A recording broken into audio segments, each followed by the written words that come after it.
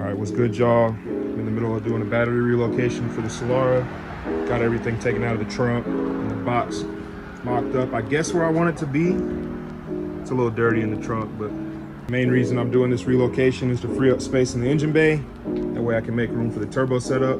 There really isn't much more to it. I got a battery relocation kit from Jegs, and it pretty much came with everything that I needed minus the circuit breaker, but I went ahead and bought a circuit breaker as well.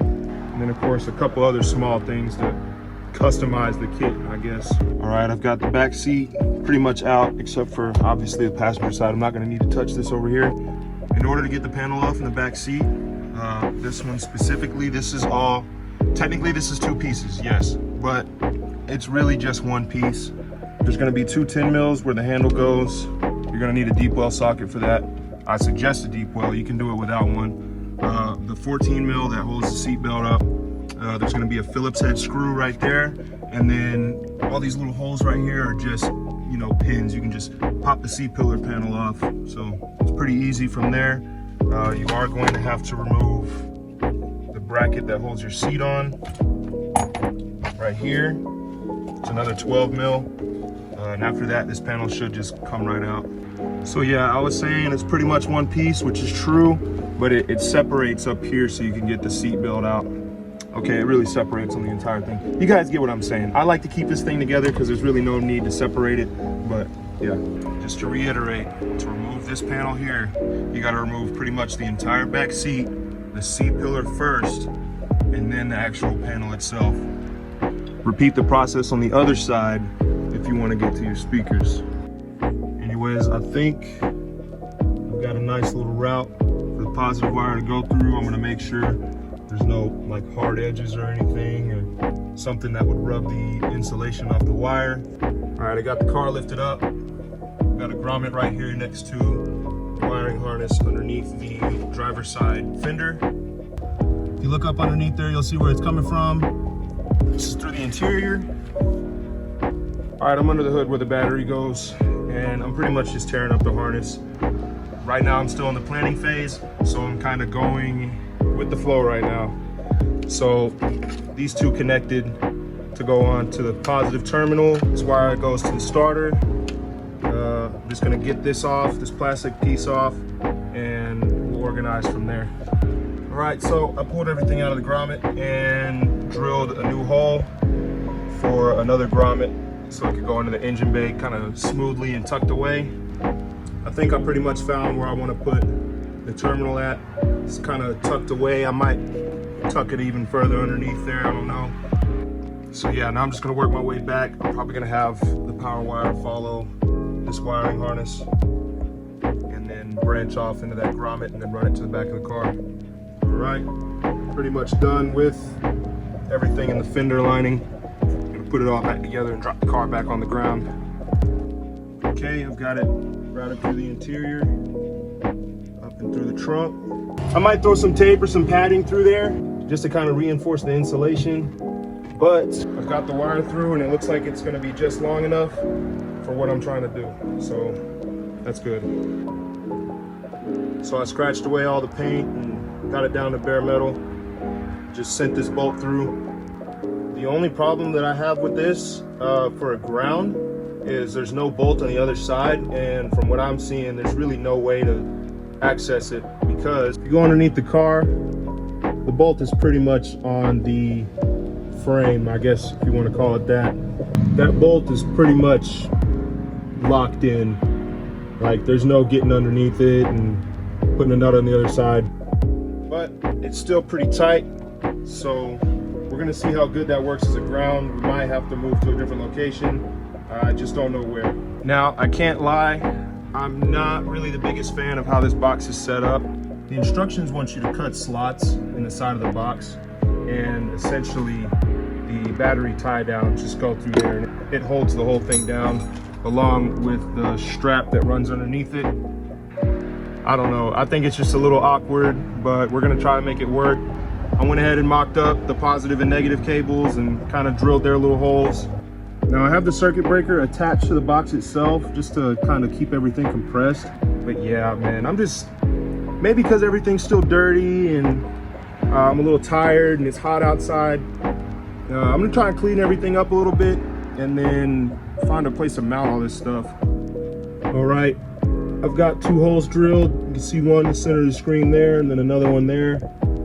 Essentially, these big ass bolts go through and pretty much act as a battery tie down. Now what I'm gonna do, I don't think the kit comes with it because I didn't find any extras, but I'm gonna put a nut on each side here. Now when I think about it, this design is just a little weird because if I want to take the battery out now, I mean I can kind of get away with it, but essentially I'm gonna have to lift this entire box up off of here because the tie down is through the box.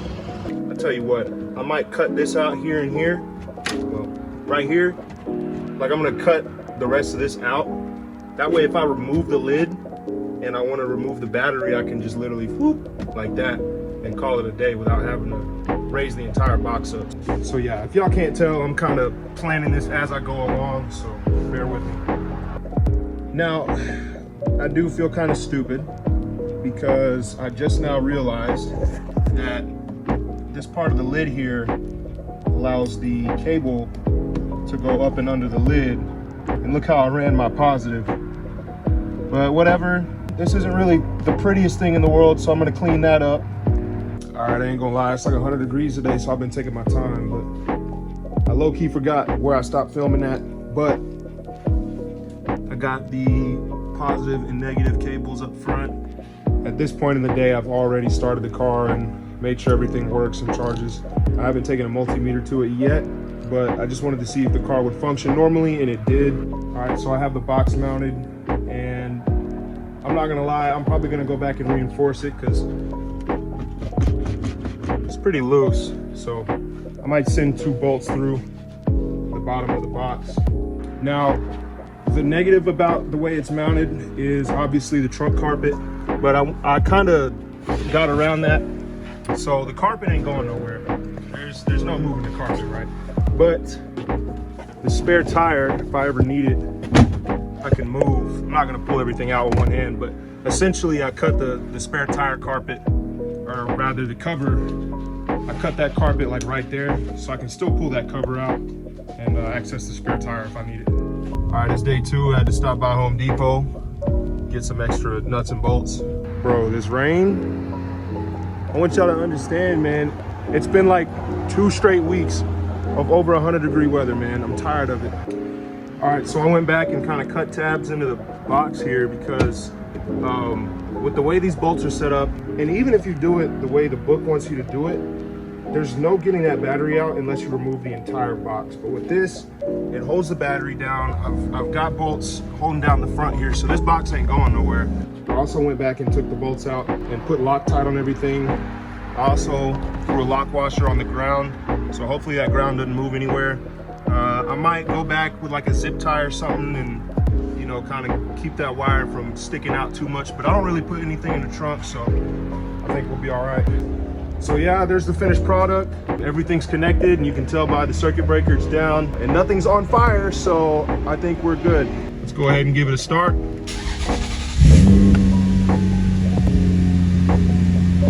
Yes, sir. All right, it's been a couple of days. Ceramic coating was definitely worth the money. Go ahead and check on the battery box. Driven about 500 miles since I put it in. Only noticeable difference, which I'm just now noticing, a little bit of rust on the bolts, but otherwise, man, this thing ain't going nowhere. I've driven it on some pretty bumpy roads. I haven't had any charging issues, and the ground is doing just fine. No rusting, it hadn't come loose or anything. I still need to go in the engine bay and really clean up around this area, but I've also taken the old battery bracket and just cut it. That way I can mount this fuse box. I haven't had any connection issues, no charging issues, no problem with voltage. So I'd say it's a pretty successful relocation, and I'm ready for a turbo to go in here somewhere. And while we're on the topic of turbos, sometime next month I'll be dropping the car off at the fabrication place and getting everything set up. I'm gonna have them do like a serviceable turbo kit, essentially. That way I can uninstall it and kind of keep it in storage till I'm ready to throw everything on.